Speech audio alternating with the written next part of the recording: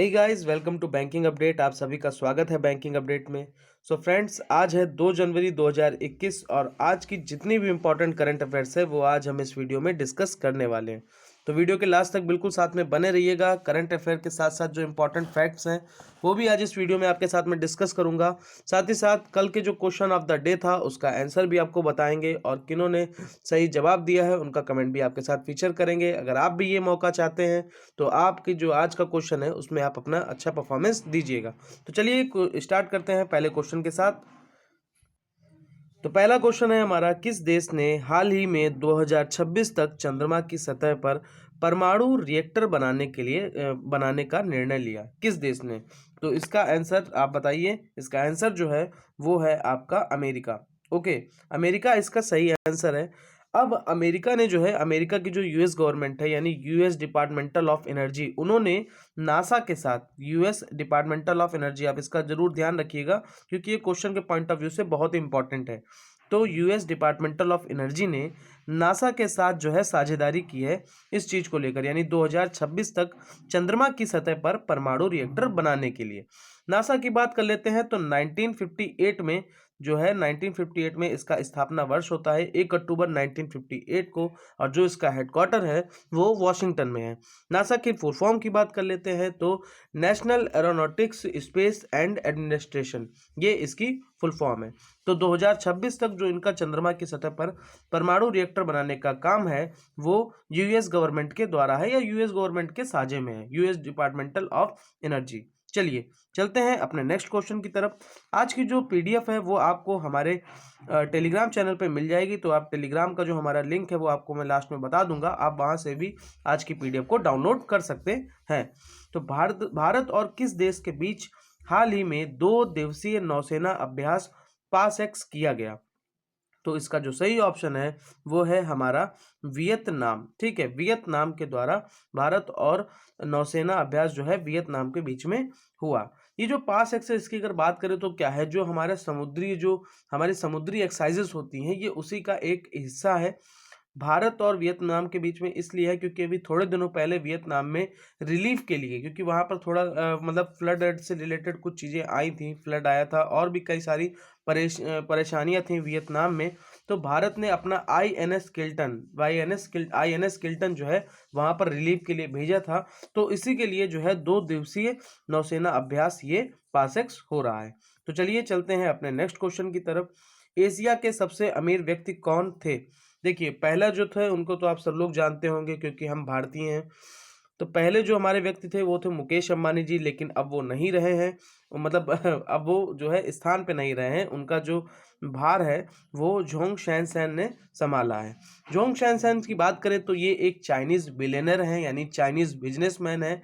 अब अगर बात करते हैं तो 77.8 अरब डॉलर, ठीक है, 77.8 अरब डॉलर के साथ ये पहले नंबर पर कायम है। और दूसरे नंबर पर मुकेश अंबानी जी हैं जिनकी नेटवर्थ है 76.6 अरब डॉलर। ओके फ्रेंड्स, तो एशिया के सबसे अमीर व्यक्ति जो हैं अब जोंग शैनसैन है, मुकेश अंबानी जी नहीं हैं। तो चलिए चलते हैं अपने नेक्स्ट क्वेश्चन की तरफ। किस भारतीय को हाल ही में वैक्सीन के लिए ग्लोबल अलायंस में जोड़ा गया है? किस भारतीय को? तो किस भारतीय को जोड़ा गया है? डॉक्टर हर्षवर्धन जी को। डॉक्टर हर्षवर्धन सेंट्रल मिनिस्टर हैं और इनके अंडरटेकिंग में ministry of health and family welfare आता है। यहाँ पर एक और मिनिस्टर हैं पीयूष गोयल। आप बताइएगा कमेंट सेक्शन में कि पीयूष गोयल किस मिनिस्ट्री के मतलब किस मिनिस्ट्री इनके अंडरटेकिंग आती है। तो चलिए चलते हैं अपने नेक्स्ट क्वेश्चन पे। किस भारतीय पीएसयू ने हाल ही में अपने वेबसाइट को अपग्रेड किया है? उपयोगकर्ताओं के लिए, मतलब उपभोक्ताओं के लिए जो है, किस भारतीय पीएसयू ने अपनी वेबसाइट को अपग्रेड किया है? तो इसका हमारा सही ऑप्शन है वो है आईआरसीटीसी। अब आईआरसीटीसी यानी Indian railway catering and tourism corporation, Indian railway catering and tourism corporation. देखिए फ्रेंड्स, ये जो छोटी छोटी फुल फॉर्म होती हैं ये हमारे जो करंट अफेयर्स है, जो हमारे आने वाले जो एग्जाम होते हैं उनके रिगार्डिंग बहुत इंपॉर्टेंट होती हैं। हम लोग कभी कभी इस चीज़ को इग्नोर कर देते हैं, पर ऐसा नहीं करना है, हम फुल फॉर्म को साथ में बिल्कुल लेके चलेंगे। IRCTC, Indian railway catering tourism and tourism corporation, इसके चेयरमैन जो हैं वो है महेंद्र प्रताप माल, महेंद्र प्रताप माल जो है इसके करंट टाइम पे चेयरमैन है। ओके, इसकी जो स्थापना वर्ष है आप कह सकते हैं 27 सितंबर 1999 को इसकी स्थापना हुई थी, और ये मिनिस्ट्री ऑफ रेलवे के अधीन आती है, मतलब मिनिस्ट्री ऑफ रेलवे के अंडरटेकिंग आती है, और जो इसका हेडक्वार्टर है वो हमारे न्यू दिल्ली में है। चलिए चलते हैं अपने नेक्स्ट क्वेश्चन की तरफ। किस स्पोर्ट्स खिलाड़ी को सर की उपाधि से हाल ही में सम्मानित किया गया है? किस स्पोर्ट्स खिलाड़ी को?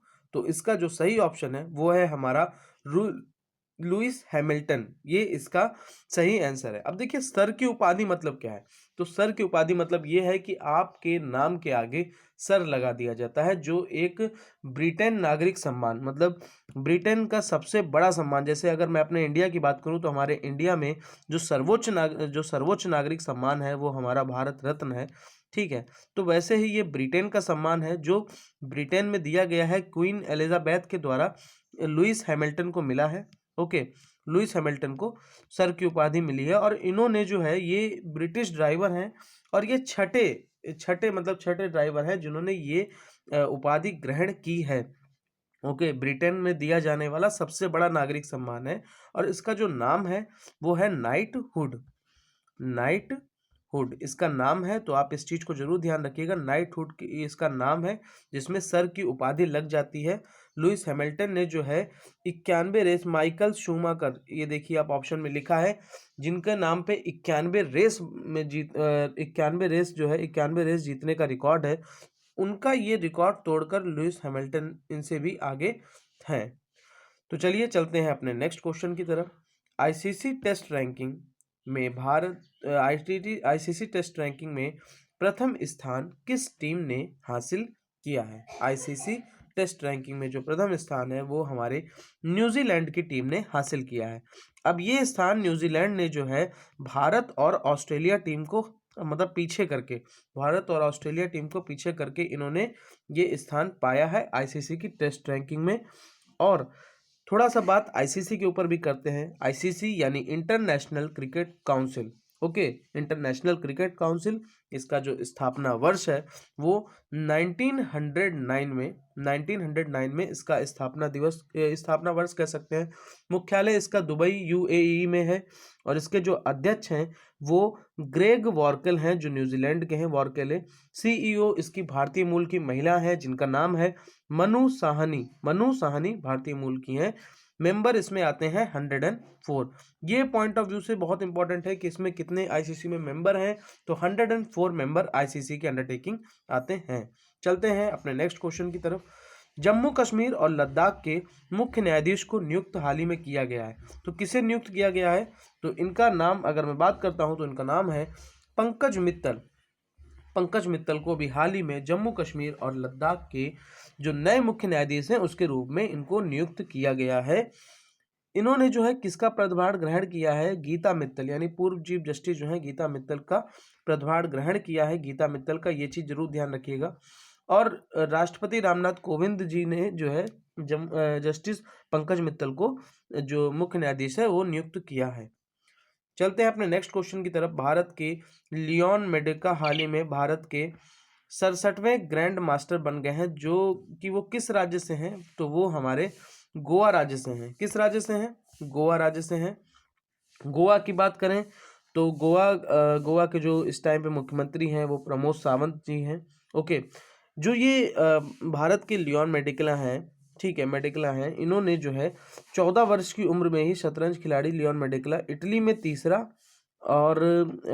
में इन्होंने तीसरा स्थान जो है पाया है। मेडिकला 14 वर्ष 9 महीने 17 दिन में ये उपाधि हासिल कर पाए, ठीक है। 14 वर्ष के शतरंज खिलाड़ी लियोन मेडिकला हैं। ओके, चलते हैं अपने नेक्स्ट क्वेश्चन की तरफ। सेना प्रमुख एम नरवणे को हाल ही में किस देश ने गार्ड ऑफ ऑनर से सम्मानित किया है? तो सेना प्रमुख एम नरवणे को जो है दक्षिण कोरिया की तरफ से जो है सम्मानित किया गया है, सेना प्रमुख जनरल एम नरवणे को। और ये गेरयोंग में सेना मुख्यालय में गार्ड ऑफ ऑनर इनको दिया गया है। दक्षिण कोरिया की बात करें तो राजधानी है सियोल, मुद्रा है वॉन। देखिए राजधानी और थोड़ा सा मुद्रा पे कभी ना कभी ध्यान देना है। तो राजधानी है सियोल, मुद्रा है वॉन, और 38वीं समांतर रेखा उत्तर कोरिया तथा दक्षिण कोरिया को दो भागों में बांटती है। ओके, उत्तर कोरिया और दक्षिण कोरिया को दो भागों में 38वीं समांतर रेखा बांटती है। ये एक बहुत इंपॉर्टेंट क्वेश्चन से बनता है। मंत्रिमंडल ने हाल ही में किस रक्षा प्रणाली को निर्यात की मंजूरी दी है? तो उसका नाम है आकाश। आकाश को जो है अभी मंत्रिमंडल ने हाल ही में जो है रक्षा प्रणाली की मंजूरी दी है। आकाश एक मिसाइल है जो सतह से हवा में मार सकती है और इसकी जो क्षमता है, मारक क्षमता, वो 25 किलोमीटर की है। ठीक है, 25 किलोमीटर की है और 2015 में इसको भारतीय सेना में शामिल किया गया था। तो ये इंपॉर्टेंट क्वेश्चन है, आप इसको ध्यान जरूर रखिएगा। किस राज्य ने हाल ही में एक जिला एक शिल्प अभियान स्टार्ट किया है? ये बहुत इंपॉर्टेंट क्वेश्चन है। तो बात करें तो इसका सही ऑप्शन है मध्य प्रदेश। मध्य प्रदेश ने हाल ही में जो है एक जिला एक शिल्प अभियान चालू किया है। अब इसका मेल मकसद क्या है, मूल क्या है? तो उद्देश्य इनका ये है कि मतलब जो हमारी पारंपरिक कलाएं हैं उनको और प्रोत्साहित करना है, उनको और बढ़ावा देना है और बेहतर करना है। ओके, चलते हैं अपने नेक्स्ट क्वेश्चन की तरफ, लेकिन उससे पहले मध्य प्रदेश के मुख्यमंत्री कौन है ये आप हमें कमेंट सेक्शन में जरूर बताइएगा। साथ ही साथ ये भी बताइएगा कि वहाँ के इस टाइम पे गवर्नर यानी राज्यपाल कौन है। इन प्योरसाइट ऑफ जस्टिस नामक पुस्तक का विमोचन हाल ही में हुआ है। ये किस प्रसिद्ध व्यक्ति की आत्मकथा है? तो ये जो है राजेंद्र सच्चर की आत्मकथा है। इन प्योरसाइट ऑफ जस्टिस नामक पुस्तक का विमोचन जो हुआ है वो राजेंद्र सच्चर जी की आत्मकथा है। तो चलिए चलते हैं आज के अपने क्वेश्चन ऑफ द डे और कल का जो हमारा क्वेश्चन का आंसर था उसके ऊपर। तो कल हमने आप सबसे एक क्वेश्चन किया था कि भारतीय स्टेट बैंक के चेयरमैन कौन हैं? तो जो जवाब है वो है दिनेश कुमार खारा जी, जो भारतीय स्टेट बैंक के करंट टाइम पे चेयरमैन हैं और इन्होंने 1984 में as a SBI PO join किया था और 33 साल के एक्सपीरियंस के बाद इनको जो है भारतीय स्टेट बैंक का चेयरमैन बनाया गया है। इससे पहले जो चेयरमैन थे उनका नाम है रजनीश कुमार जी और इन्होंने जो है रजनीश कुमार का स्थान लिया है 7 अक्टूबर 2020 में। तो चलिए आज चलते हैं आज अपने क्वेश्चन ऑफ द डे की तरफ। और हाँ, सबसे पहले आप ये देख लीजिए, मैंने बोला था कि मैं कमेंट मेंशन करूंगा निशिकांत पूर्ति जिन्होंने सही आंसर दिया है, तो इनके लिए तालियां बजती रहनी चाहिए। और अगर आप भी अपना नाम जो है कमेंट फीचर में लाना चाहते हैं तो बिल्कुल आज का जो क्वेश्चन है उस पर जवाब दीजिएगा। तो आज का क्वेश्चन है पॉजिटिव पे सिस्टम 50,000 से ऊपर के बैंक चेक के लिए कब से लागू हुआ? ऑप्शन है आपका 14 दिसंबर 2020, 1 जनवरी 2021 या 1 दिसंबर 2020। तो चलिए इसका जवाब आप हमें कमेंट सेक्शन में जरूर दीजिएगा। जो सबसे पहले जवाब देगा उसका कमेंट कल हम फिर से फीचर करेंगे। आज की जो पीडीएफ है वो आपको हमारे टेलीग्राम चैनल पे मिल जाएगी और चैनल पर आप पहली बार विजिट कर रहे हैं, आपको वीडियो सेशन अच्छा लगा हो तो लाइक जरूर करिएगा, चैनल पर विजिट कर रहे हैं तो सब्सक्राइब जरूर करिएगा। तो चलिए कल मिलते हैं करंट अफेयर के साथ, एक नई जोश एक नए उमंग के साथ। Thank you, have a nice day.